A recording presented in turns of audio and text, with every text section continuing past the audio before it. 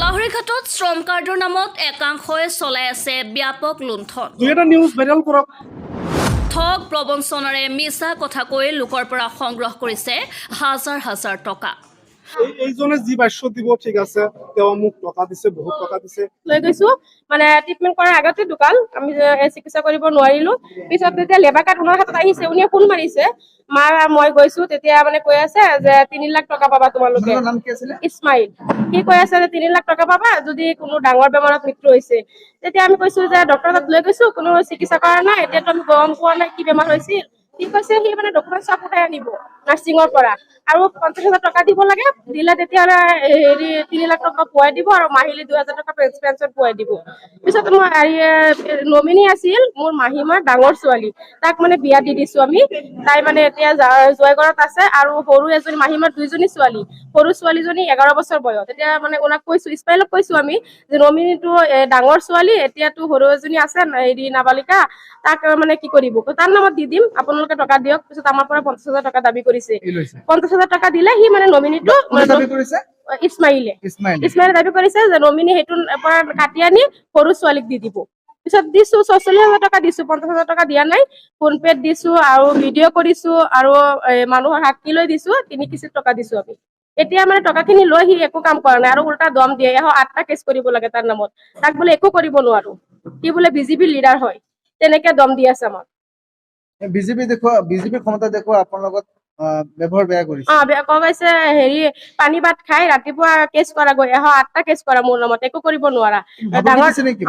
ডাঙৰে কৈছে যে একো কৰিব নোৱাৰা, কেছ খাই দিম আমি, বিজেপিৰ ডাঙৰ ডাঙৰ মানুহ হয় মোৰ লগত, এনেকে কৈছে। আৰু তেতিয়া আমি এজাহাৰ এটা লিখিছো লাহৰীঘাট থানাত, এতিয়াও একো মানে কি একচন হোৱা নাই।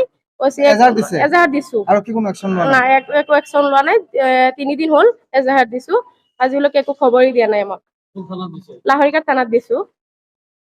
আৰু এইজনে 44,000 টকা খাই এতিয়া মানে আমাক দম দিয়ে, আৰু আমাৰ ফালে নাযায়। সি আগত আমাৰ জিপিত কাম কৰিছে, এতিয়া কম্পিউটাৰ চাপ লৈ আহিছে, আৰু নাযায় বুলি কৈ আহিছে। এতিয়া গলে টকাখিনি দিব লাগিব আমাক ঘূৰাই। বহুত যুঁজি আছো হা, পাব্লিক স্বাৰ্থত আমি বহুত যুঁজি আছো। আপুনি এটা কাম কৰক, নিউজ ভাইৰেল কৰক। এইজনে যি বাক্য দিব ঠিক আছে, তেওঁ মোক টকা দিছে, বহুত টকা দিছে। আৰু তেওঁৰ যিজন নাকি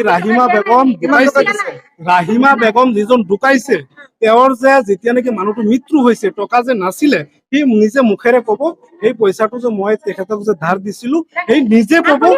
এইজন হল মাহীমাৰ ছোৱালী, যিজন নাকি নিজৰ ছোৱালী হয়। ঠিক আছে, আপুনি টকা তাৰ পৰা লোৱাটো সঁচা?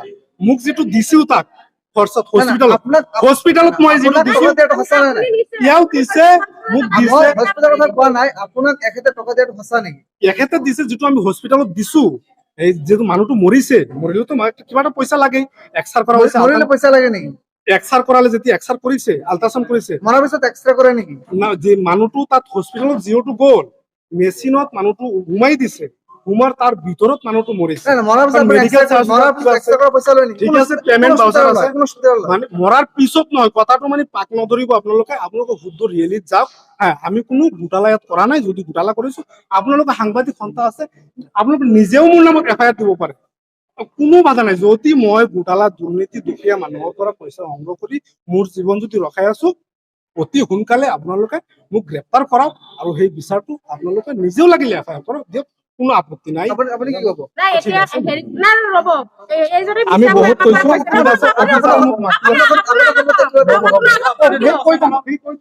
এইজন মানুহে আমাক ফোন মাৰিছে, মোৰ মাহীমাৰ